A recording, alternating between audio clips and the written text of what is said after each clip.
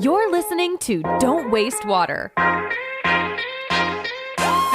5 years back, we were at 10 to 12 cents per liter. About 2 years back, we brought it to 5 cents per liter.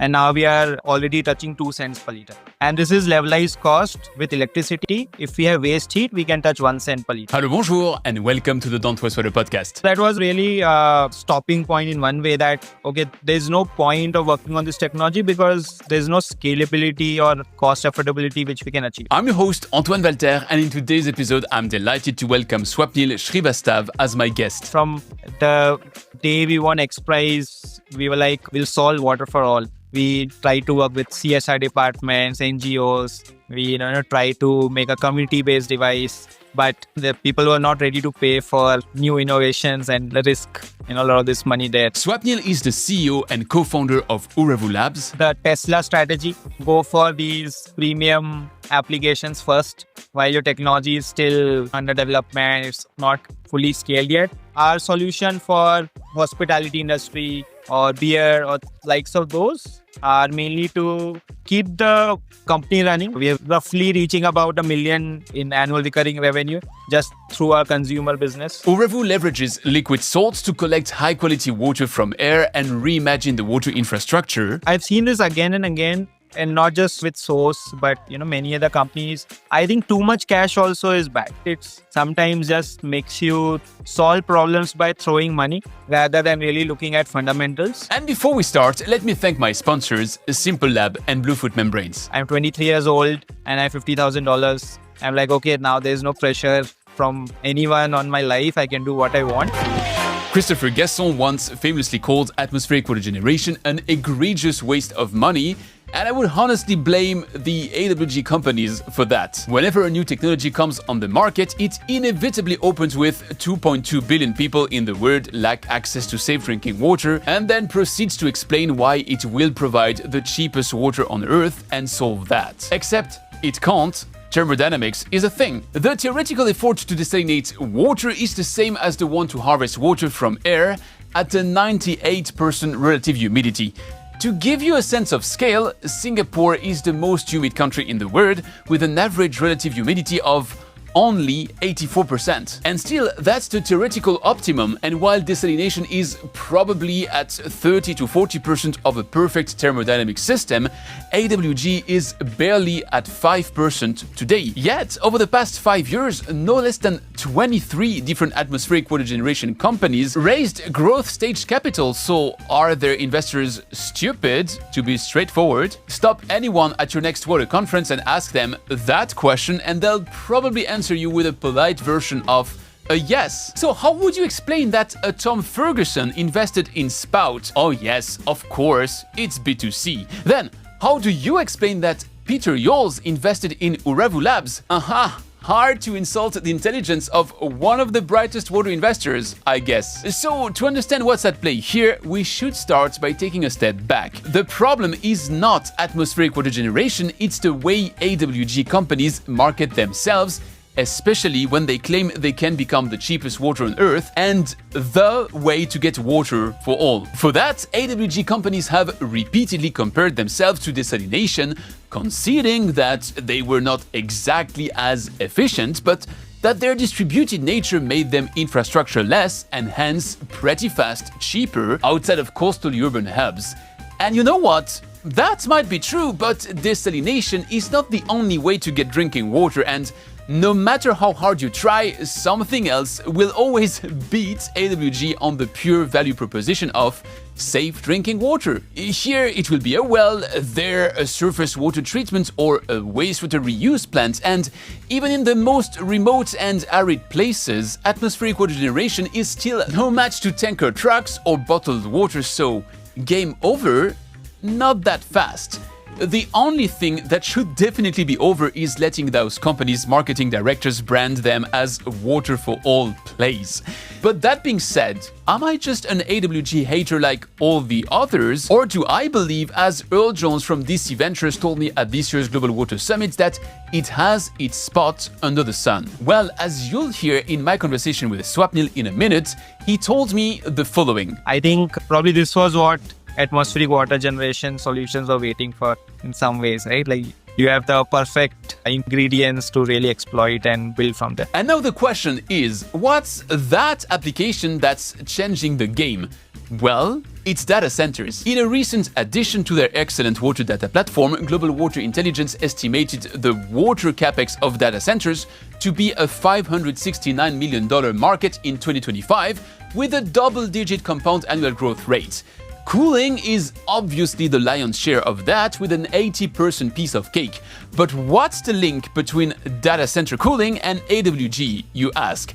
Let me zoom out before I answer. Data centers will reach a 900 terawatt-hour per year electrical consumption next year, says the International Energy Agency, which almost 100% translates in waste heat. Projections have it that by 2030, 3.5 terawatt-hour per year of that heat may be, perhaps, reused. This is not a gap. It's a canyon. Let's not lose ourselves in the details here, but the bottom line is that we're wasting the yearly heating needs of a sizable country to essentially cloud factories, aka cooling towers. There are very rational reasons for that absence of reuse, though. Reusing that heat, for instance in district heating, would involve building quite some infrastructure, and it's low-quality heat, meaning it's typically a 30 to 45 degrees Celsius air. Plus, as much as you may want that heat in winter, what will you do with it in summer? This is where atmospheric water generation may have a role to play. Regardless of the type of desiccant you're using, liquid salts, like in Urevu's case, or metal organic frameworks, as with the MIT window-shaped thing in California's Death Valley, you might have heard of, and I'm linking you in the description if you're curious about it, the rough mechanics are the same. Desiccant captures water, heat turns that water into steamy air touches a cool surface that turns it into droplets and drips into a tank. One of the things that make AWG usually so inefficient is the high amount of heat that's needed in the second step. But in a data center, this would come for free. By Urevu's projections, if we take a 45 degrees C incoming stream, you could drop that to 30 degrees for each 1 megawatt of waste heat stream used, while outputting 20 cubic meters a day of water. I fact-checked that claim, and it brings us to 0.83 liters per kilowatt hour of heat, which is within the envelope of peer-reviewed efficiency figures on the efficient end, though. Now let's be clear, that heat doesn't vanish, it just transforms. Thermodynamics are still a thing. It will still optimize it a bit by making it a maybe slightly cooler air, certainly drier, but above and beyond, it will produce water on the go, water that you can now direct towards your cooling loops. It's distilled, perfect for scaling and fouling issues, which could cover your makeup water needs. This comes with additional welcome side effects, and to keep things balanced, with drawbacks and still, at that stage, question marks. But I'll leave that for my full conversation with Swapnil, in which we'll also cover how Urevu achieved a 10x cost reduction in AWG technology using liquid desiccants and waste heat, why the company pivoted from water for all to targeting high-value B2B applications, their secret sauce to a proprietary salt mixture that can extract water even at 25% relative humidity and 2 degrees C temperatures, and of course also how they're building a profitable consumer business in Bangalore, already outputting $1 million annual recurring revenue to fund their deeper tech development. This and much more right after I remind you that if you like what you hear, please take this episode and share it with a friend, a colleague, your boss, or your team. If that's not done yet, make sure to subscribe, and I'll meet you on the other side.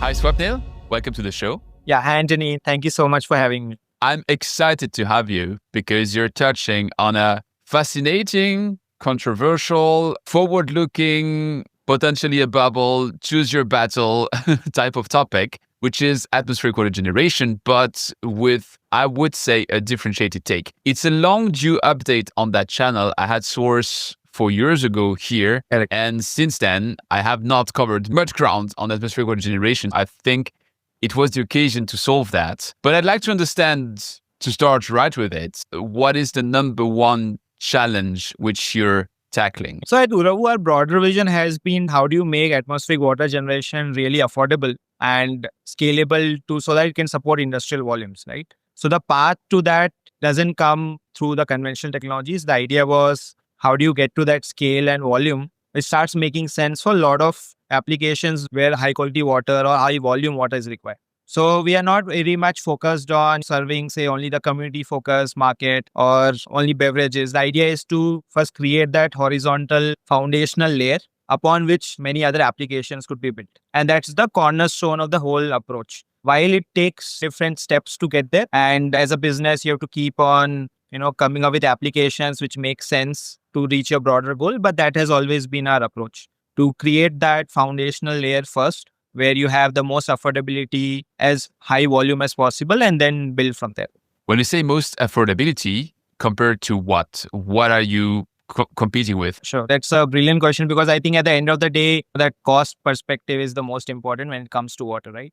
So when we look at the whole market segment as whole, first it's very important to define where we can't compete with. So for example, it can't be as cheap as desalination.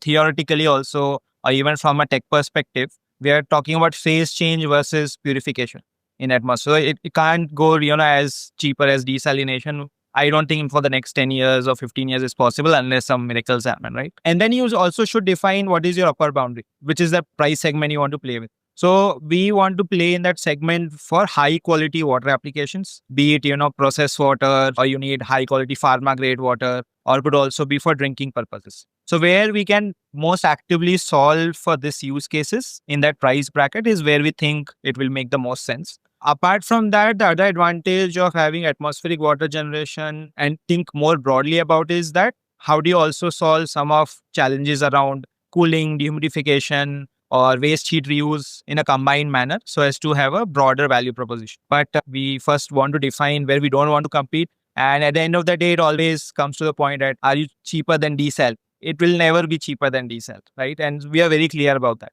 So where are all those use cases where it makes sense for high quality water or for decentralized applications where desal probably is not possible? You attack those first. And other thing we all realized, which was also a step for our consumer business, was water is a whole spectrum. Like unlike electrons, which are not differentiated between a solar PV or coal, water is a whole spectrum from low quality utility water to thousands of dollars of pristine drinking water, right? So how do you kind of exploit and segment that whole spectrum with this technology is what we first started to focus on. What pushes you to go to an off-grid solution? Because if you're supplying processed water, well, very probably you're next to a grid because you're next to a factory. Is it because you are heat-based and you think you can exploit the waste heat, or what's the reason here? If you bring it to a price point where it kind of matches your current sources of water or high quality water applications, then it's a lot more better solution, because it's not exploiting your current sources of water. There's no groundwater exploitation, and water as a source in atmosphere is a renewable resource, right? It replenishes in 8 to 10 days. It's almost infinite in nature and, mostly available regardless of geography. So it's a good way to actually reduce your dependence on conventional water sources, given that you bring the price point really down, right? And to bring the price point really down, there are many ways to do it, right? Either you take advantage of low cost energy, which ideally is waste heat in our case, or you really redefine your technology stack itself so that even with electricity or other sources, you can bring it to a price point which is still comparable. So I think that's where we have to look at the whole thing. And about 5 years back, we were at 10 to 12 cents per liter. About 2 years back, we brought it to 5 cents per liter.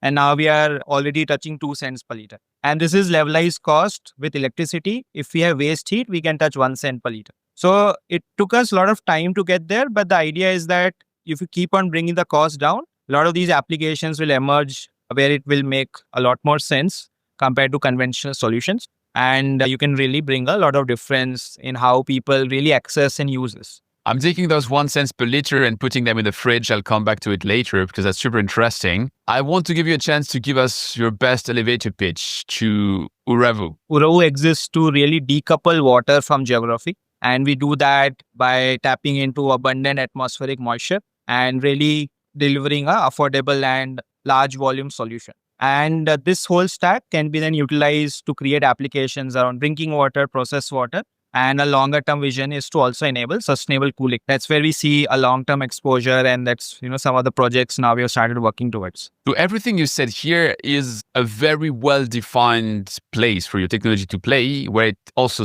honestly seems to make a lot of sense. And if I go back to your track and try to understand where that is coming from, it seems to me like the base idea was a bit more linked to solving water for all. Am I fully wrong, or what's the founding story? The founding story is in two stages. So back in 2012, I worked on a student competition along with one of my existing founders and some of my college teammates. And the competition was themed as Imagine the Future of Water in City. So I'm 19 years old and I'm a big Star Wars fan. And the only thing I could come up with that, use atmospheric water, let's suggest that as a solution, right? So very naive, didn't know anything about what works in water space.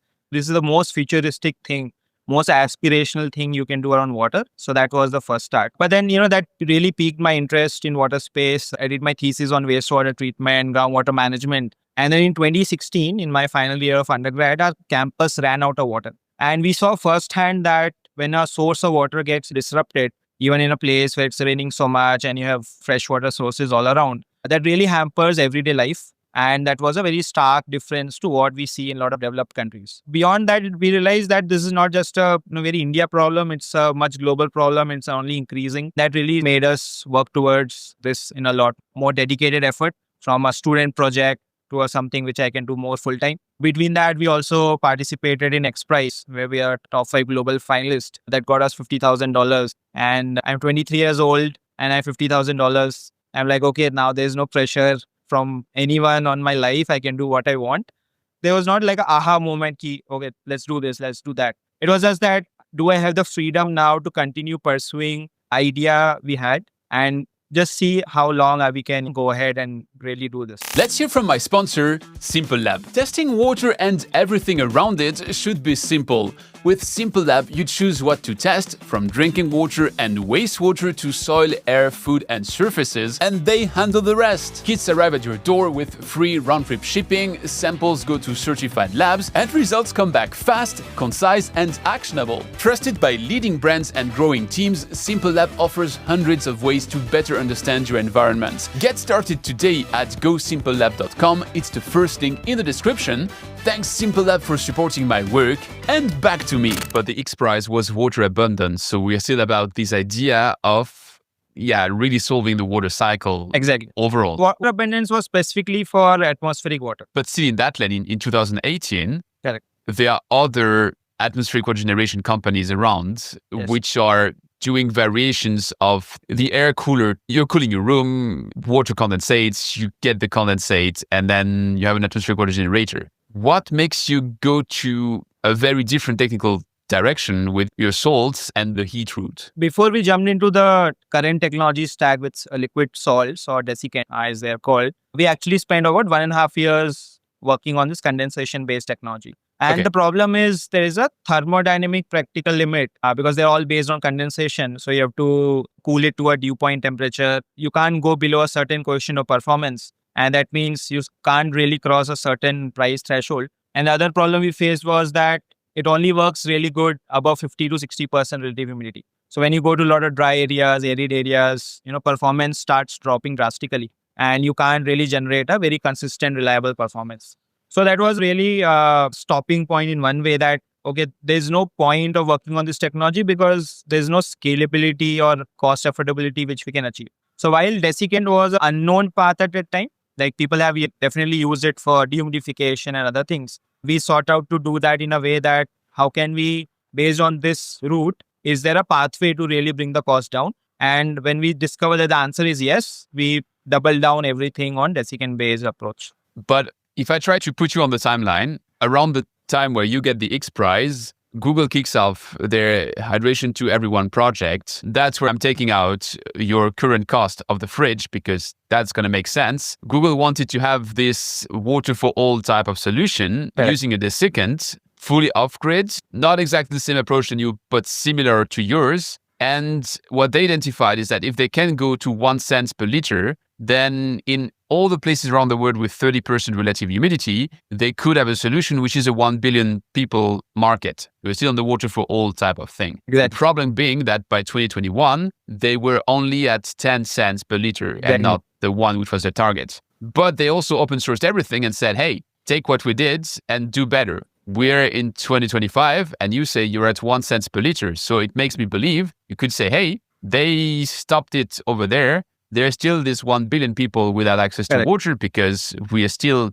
honestly suck as humanity at doing that. Would that be a solution for you, even if we are back to somewhat the wrong vertical? Sure.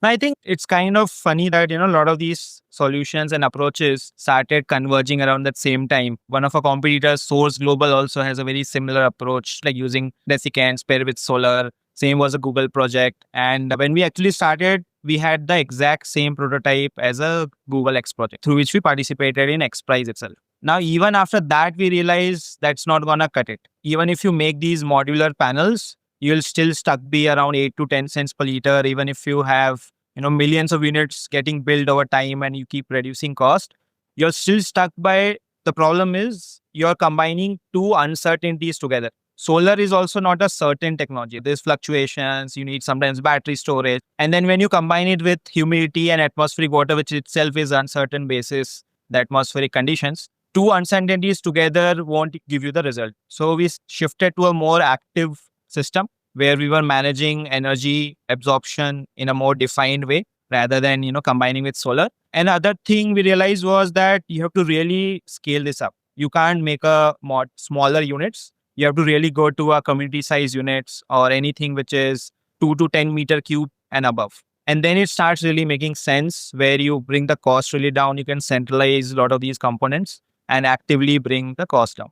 So this was again a learning which we realized that even with the modular approach, you can't really go to the 1-2 cents per liter. You have to really scale it up to a size where it's making sense. So if you ask me today, can a Desiccant based technology be good for a home appliance and make water at 2 cents? No, that's not possible. While there are few companies which have attempted a small tabletop versions, their energy consumptions are through the roof. Their OPEX is still 10 to 15 cents per liter, bare minimum. While it's really nice, it looks nice, it sits on your tabletop, but that's not what we are going after. Which is a great market in itself. I interviewed one of these companies last year, and I'm pretty sure it's a great business. Designer water is something. People are buying water from Fiji. Why wouldn't they have like a very cool miniature moisture vaporizer to put on their table? Yes. It's just a different target from what you're doing. Correct. Let me just put in my words what you said on that element of the generation of the water. What you're saying is that if you're using a desiccant and solar energy, well, you are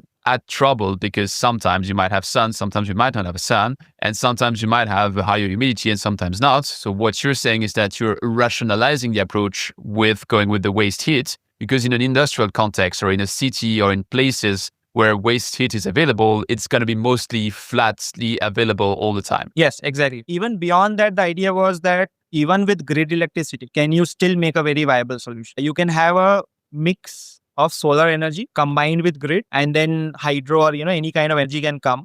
So you don't have to always worry about making a decentralized solution where solar is always coupled to the device. You can always think it as I'm using electricity as a source. Even using that, how can I make it really viable? When I say 2 cents per liter, which is our current cost, is with electricity at considering 12 cents per unit. So if you have cheaper electricity, you can call it solar. Okay, with solar, you can get cheaper electricity. So your 2 cents can come even further down. The other element in what you said was this don't go too modular thing, because if you go too modular, then you're going to have a cost issue. Today, your largest unit does 4 cubic meter per day, right? No, it's 2 cubic meters. 2 cubic meters per day. What is the vision? Is it to have modular series of those 2 cubic meter, or is sky the limit and you could have something super big producing super big in one big plant? So the idea was that, have your shipping container as your ideal framework around which you build things. 2 meter cube fits in a 20 feet shipping container, easy to ship, easy to manufacture, and you can really get the economies of scale advantage because you're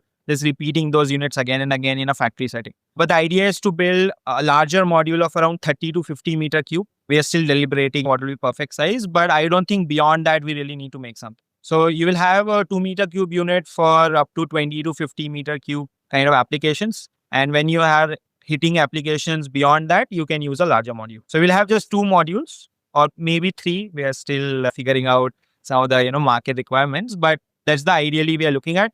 Below 2 meter cube, you start losing advantage on your capex versus opex paradigm.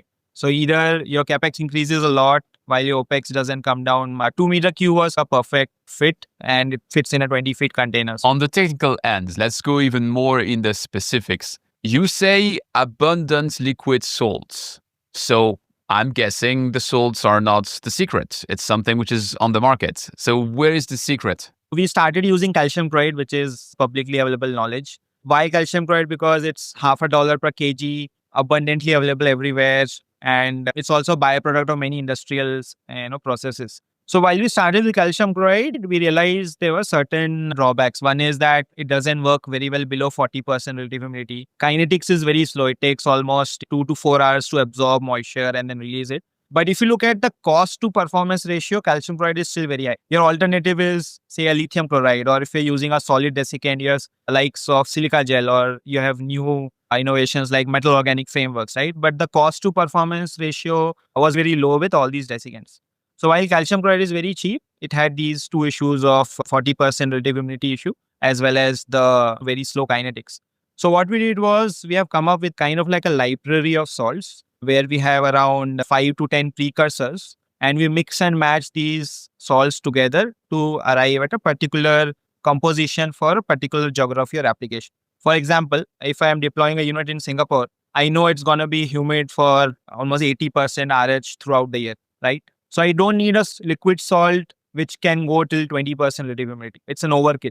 So while my system design remains the same, I just need to switch my salts. And today we have a composition which is again proprietary in nature, but it's a mix of many different precursors, which can go as low as 25% relative humidity. It can work till 2 degrees Celsius. So even in very cold climates, you can still absorb moisture. And then we have few more other salt libraries, which can even work in humid areas or the likes of those. The whole idea was, can we have that flexibility where your system design remains the same, but your liquid salt kind of keeps changing basis and geographies and applications. Have you ever heard of a membrane that refuses to break? It sounds uncommon, but it's true. Meet Bluefoot Membranes, a Belgian company that has developed the first and only unbreakable membrane specifically designed for MBR. If you're new here, membrane bioreactor applications. This technology is setting a new standard in wastewater treatment. Water engineers and industry experts have tested this membrane, and no matter how much they pull and twist, the membrane holds strong. Now, it's not just about membranes, it's also about an award-winning and passionate team that doesn't take impossible as an answer. The people at Bluefoot Membranes are driven by a mission to make wastewater reuse the new standard, united by a shared purpose to leave a blue footprint on the world. So yes, they manufacture cool membranes, but they also push the boundaries of what's possible in MBR technology. To learn more about them, check the link to their website in the description. A big thanks to Bluefoot Membranes for sponsoring this episode, and back to me. So you're saying it's chef cuisine, basically. The ingredients are known by everybody, but you're the only cook who's able to put those in the right mix. You mentioned the metal organic frameworks. They are hype and trendy. Like there was this recent MIT paper which said that once again they had solved water for all and for humanity because there's a Windows-shaped thing in the middle of the Death Valley in California which produced water. I think the biggest problem they have there is their lack of understanding of how to do communications right, because that's not helping them. But that's a different issue. I don't want to go down that route. What I'm wondering is that when I looked at all those papers, it seems like all the approaches work almost theoretically with the same potential. So it's a matter of execution. So Correct. Why is it that if you come with salts, it sounds like, yeah, we know that it's low tech. And if you come with metal organic frameworks, everybody's like on their toes and it's like, wow, crazy material science. Yeah, I think we also dabbled it with a lot, and we have a team which continuously looks at new materials. And it's not that we are saying metal organic frameworks are a dead end, don't pursue that. But what we realized was that's just one part of the puzzle. Your material choice is just one part of the puzzle, which is really defining your absorption, like your ability to absorb moisture and then release it. But your overall system design, which includes your energy mix, the system efficiency, that overall is going to result in your ultimate cost of water. So even if you're slightly less efficient, but your system design overall is very cheap, that yields a lower water cost. It's all about what are you finally trying to achieve. Is it the miracle of the technology and the materials, or do you want to really deliver water to the customer at the lowest or most affordable cost possible and the volume which the customer needs? So I think it's a balance where we have to tread that part in a way that what works best, what doesn't work. But say if I was making a highly portable device for army, which a soldier wants to carry all around, and I want it to be really compact and all, I won't use a liquid desiccant. I'll say MOFs are probably the best. They can really be compact. You can make a 1 to 2 liter per kind of device, which a soldier can carry around in his backpack, perfectly well suited for that. So I think people come up with something and they try to put it all across that, okay, this is the silver bullet we all were looking for. But that's not how we look at the whole thing. So if you do a steel suit like in June, you go for a metal organic framework because you can carry it. And if you go at scale, then maybe your approach is better. Just one thing they said in their paper, which triggered my curiosity, is they don't use salts, which in the end trickle in the water and makes the water salty. So does your salt come out somewhat and you need to take it out again? So I probably take a step back, just give you a broader overview of the technology. So what we are essentially doing is we are using salts which are hypersaline. The salinity is almost 15 times more than seawater. So you're basically treating a hypersaline solution which has already absorbed moisture and extracting usable water from it. But the good part is once you extract some usable water from it, you can put back the salt for absorption again and can keep on reusing it. Just a physical process in its essence. There is no chemical nature involved in the salt itself. Right? It's just absorbing moisture, is getting diluted, and then you're removing some salt back and making concentrated again. And if you take a step back, people have been doing this for many decades now. There are solutions which treat high TDS water, brackish water in different ways, right? We have membrane-based technology, we have thermal-based. What we have done is taken a more thermal-based approach, but really modified everything for even hypersaline in the way that even if you take wastewater, which is roughly TDS of 1 to 2 lakh BPM or 100,000 to 200,000, we are in the range of 500 to 700,000 BPM. So how do you make that work for a solution was one thing we did. And then we're also looking at membrane-based solutions which can still deliver even further efficiency improvements as a part of our R&D efforts for the long term. That's where we think that overall the salts are there just to act as a medium to absorb moisture and then recover some water of it and keep on doing the cycle again and again. And we have also selected our salts which are all non-toxic, non-hazardous. So while there will be some carryover, so these salts never leak out in a way. There's like sometimes a carryover along with the airflow, but because they're all non-toxic, non-hazardous, it doesn't create any health effects. And the water we collect is actually distilled water. Its pH is around 6.9 to 7, TDS is 0, conductivity is less than 0.1. It's almost pharma-grade water, ASTM type 3. I'd like to understand your scope because I could see a world where you're delivering just a system, another word where you're going with the peripherals and everything. So where does it stop? Where does it end? And ultimately speaking, what are you selling? Is it a technology? Is it water? I'm curious. We actually tried everything, right? From the day we won X Prize, we were like, we'll solve water for all. We tried to work with CSR departments, NGOs. We try to make a community-based device, but the people were not ready to pay for new innovations and the risk a lot of this money there. Then we started shifting gears, try to do some B2B projects with AB and Bev, the IT Agio, so those. But they needed 10 to 20 meter cube minimum and a certain price point. So again, we realized probably B2B is not going to work. So what we realized was that, okay, probably you have this foundational technology, but then how do you really come up with certain applications where you can start exploiting certain part you have already solved for and then keep on building for where you really want to go. So today we sell the water, right? We don't sell the technology. We sell the output of it, which is water. And with a lot of conversations we've had with customers, while technology will be used to solve certain problem they're facing either through water or heat recovery, cooling, whatever. At the end of the day, it's just the result is what customers are looking for, right? So they don't really care about it's a desiccant or a condensation or likes of those. So we're also still deliberating on whether the model has to be fully as a service or do you just really sell the technology and make it work. but everything is defined by the outcomes. Recently, we are also actually discussing a project with a data center operator where we'll take their waste heat, reuse it to make water, which partly will reduce their cooling load, and the water we produce will further be used for evaporative cooling. And evaporative cooling is the cheapest form to cool, but in water scarce areas or water stressed areas, those water resources are very precious. But if you make water on site, which they can use directly, they get fully independent while reducing their overall cooling load. So I think that's where we are headed. We have to look at these kind of applications in a very integrated way. If I take that example of data center, from a philosophical perspective, it sounds like incredibly interesting.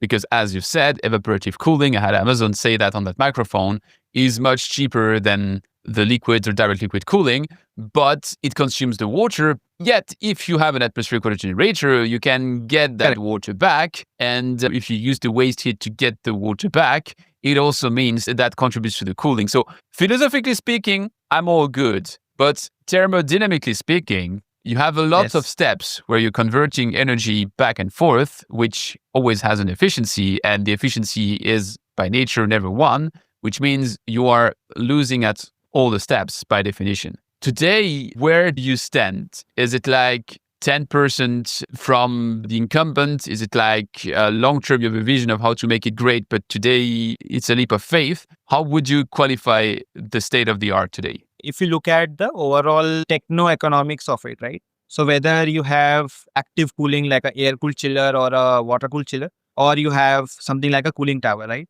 So you have this whole spectrum where you have a cooling tower, which is the cheapest, but consumes the most amount of water. And then you have your chillers, which are a lot more power hungry, but consume 0 to very minimal water, right? Our technology today will be definitely costlier than a cooling tower because it's just not a fan and a pump and you're evaporating water. You're also creating water and then probably helping it. But there are a lot of locations and there are a lot of applications where we can easily cut cooling costs by 30 to 50% compared to an active cooling device like a chiller. And if you enable that while making your own water, that's again a big difference you can bring to the whole category. So when you have that theoretical calculation also of 30 to 50%, even if you achieve 10%, when you start deploying, when you have all these losses, even a 10% efficiency improvement over an existing solution while you're making your own water, that itself is millions of dollars in saving for a data center, right? So I think that's how we are looking at it. When you start comparing only to utility water, I'd probably be fighting for like the 100th of a cent. Can you be even 10% cheaper than the already quite cheap utility water? But when I go to an application like this, where now I'm looking at reducing their overall cost and a lot of millions of dollars go into that, it's a big win for us, the technology and the customer. Did you drop the application of data center by coincidence, or is it one of the verticals you're targeting? I'm telling you where I'm coming from. Global Water Intelligence updated their data platform, I think, last week, and they gave for the first time differentiated numbers for data centers. And as you would expect, the compound annual growth rate of that particular segment of water applications is around 15 to 20%. So clearly, it's where I would target as well. But I'm thinking now, you have that 3D rendering on your website of your container on the roofs of all the industries of a city. But I'm guessing at your stage of development, you have to target one or a few verticals. Is data centers one of those, or what would be your killer applications? So in B2B, we are looking at top 3 applications. One is definitely data centers. And how it also came about was, a bit of these stories around how data centers are consuming a lot of water. So I remember about 18 months back, Peter from Echo River Capital, so he's an investor in our company. He sent some stories, one of our other investors sent some stories that data centers are consuming so much water. Can you guys do something? And they had a fair idea of waste heat is one potential we can exploit. So we started building from there, and it was not something we committed to immediately because we were still quite into just building refining our stack itself.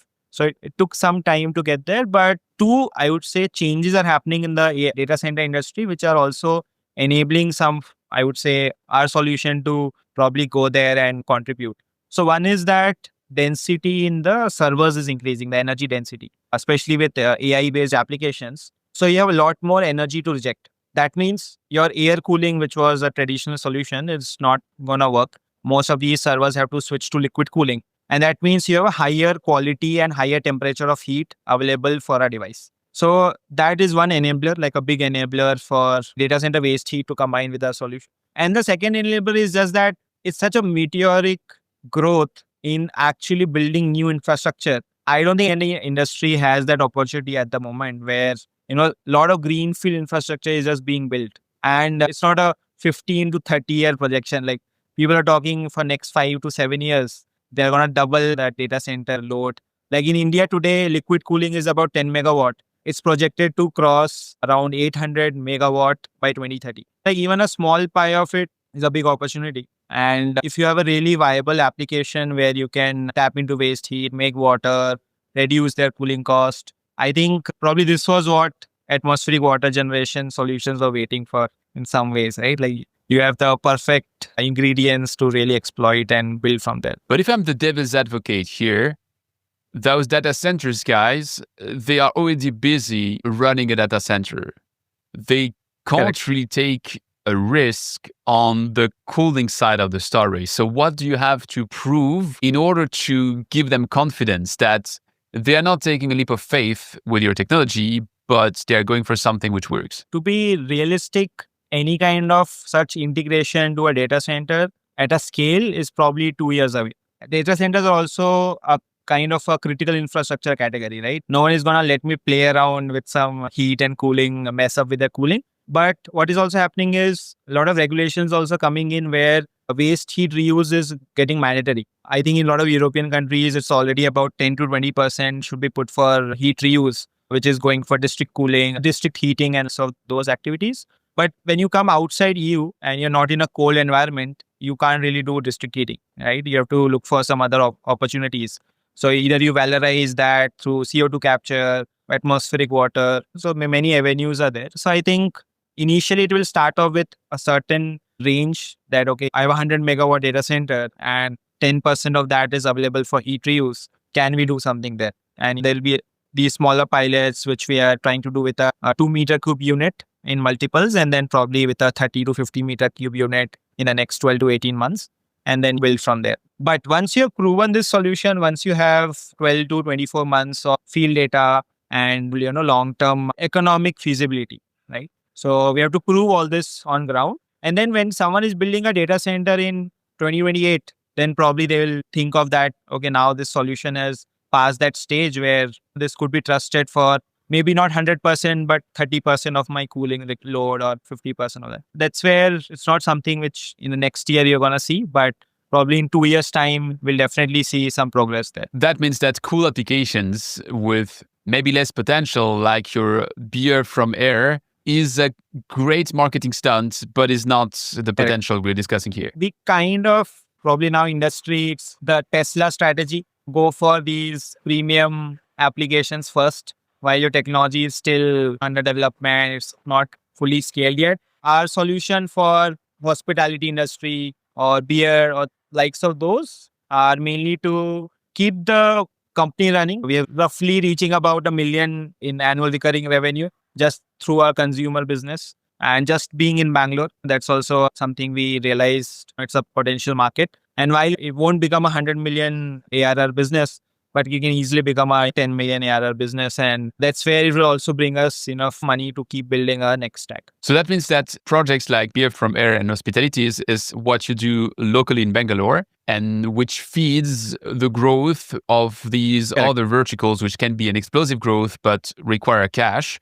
which could then be worldwide. So that's the vision. Exactly, yes. To just give you like data points, whatever water we have made in the last 2 years, we have sold more than 80% of it. So we don't let a lot of water gets wasted, and it feeds into our data and even, like the performance improvement of a device itself. So say if I were to deploy this at a field for some other customer, I would still be looking for collecting data, seeing performance. Now we just became our own customer. So you can look at it in a way that Furavu made a really cool technology, and there's a consumer arm of Furavu which is using this to really make some application work. One thing which matters still in that game is cash. You mentioned how you're selling water. You're not fully sure if you will be long-term doing water as a service or if you do also some CapEx sales.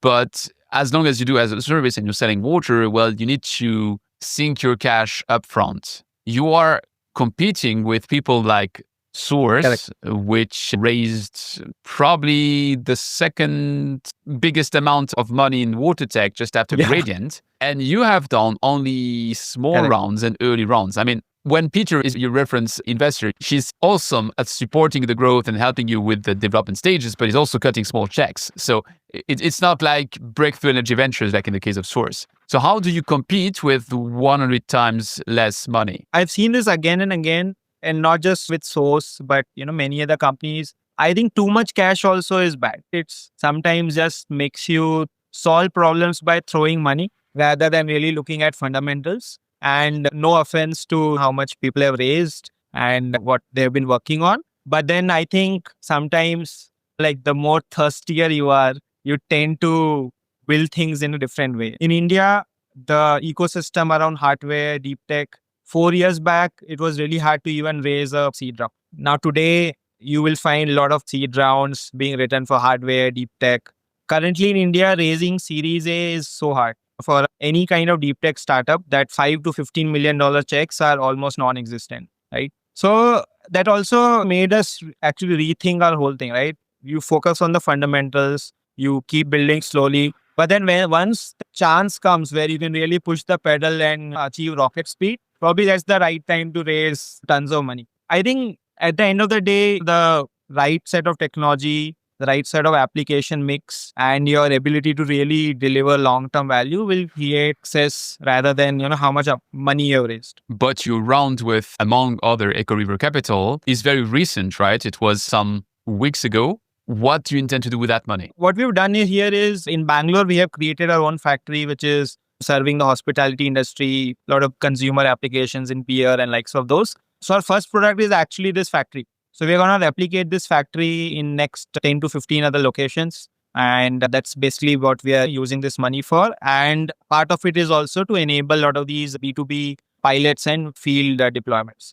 So we recently deployed a project for Taka in Abu Dhabi. And now we are looking for a few more projects in Middle East and certain more deployments with data center operators in the next 6 to 12 months. So you've raised those 1.2 million, and that was enabled you to have a factory and fund deployments. I mean, that's beyond everything I've seen in terms of clever bootstrapping. Yeah, so we have been very frugal overall and kind of developed a lot of this with the least amount of money capital we could raise. And in some extent, we are also looking at in a way that, your capital doesn't always have to come from investors in either VC, PE or likes of those. Today, when I set up this factory for my consumer business, I have a less than 24 months of payback, right? So it's a good business for anyone. It doesn't matter whether, I'm making water from air and giving it to a hospitality or beer or likes of those. As long as it's a very clear-cut financial viability is there,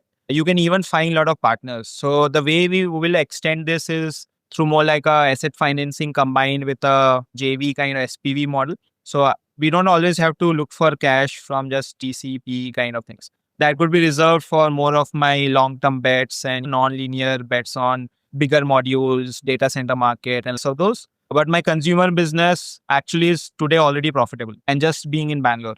So that's our way to see that, okay, can I just replicate this in 10, 20 locations and have one arm which is already profitable, already generating substantial cash to keep my other verticals afloat. Which makes a lot of sense. It's very clever company building from, again, my observer seat on the side. You mentioned your vision of 2027, 2028 when it comes to B2B. If we go a bit further in the future, let's say 2030, 2035, what are you building towards? We have always looked at it that can Uravu be that foundational infrastructure company? We think in scales of millions or tens of millions of liters. We think at scale and price points where it really starts changing the way people perceive water. So the whole idea is to really deploy as much capacity as possible, or probably see how solar PV as a solution, not as a modular tech, or solar PV as or renewable energy as a solution has started eating into the conventional energy source, right? That's where I think Uravu is headed, and that's our long-term vision, that can renewable water or atmospheric water really solve that utility conundrum where you don't have to always worry about water source or the quality. You have water available at anywhere, everywhere at most affordable prices as possible. So it's going to be an infrastructure play. We have to really be looking at this long term. We need that dedication for next 10, 15 years. And I am probably the oldest in my company. We have a very young team. Average age is about 24, 25 years. So I know people are really passionate about working on this. People really want to help build this. But that's why also you need partners, including investors who see the long-term potential. And you mentioned your pilots, which you're doing in B2B right now. What needs to happen in the next 12 months to keep you on track for that vision? Is it one of these pilots like showing spectacular results, or simply those pilots working is already sufficient to say, hey, it's not just paper, it's true, or something else? Pilots are meant to measure, have a very measurable, I would say, output. Look at overall performance, look at actual cost savings in the overall operating cost, and probably look at also the amount of water you're able to produce. So if I say 2 meter cube, am I producing 1 meter cube, or am I probably at 1.95 meter cube? So I have to work around those, prove all those metrics, probably even look at these extreme environment conditions. So say in Abu Dhabi, it can go to 45 degrees, 48 degrees Celsius. Can you still make water at those extreme conditions and not have a breakdown, right? So if it reaches those conditions and your device breaks down, that means you have to still build further on reliability and proper construction and so those. So I think B2B is next 6 to 12 months is all about refining our product, delivering all on our specific energy and cost targets, and then start doing a more in-house manufacturing scale up. Thanks a lot for all the transparency and everything you shared in that deep dive. I really enjoyed that one. If that's one with you, to round off those interviews, I have a set of rapid fire questions.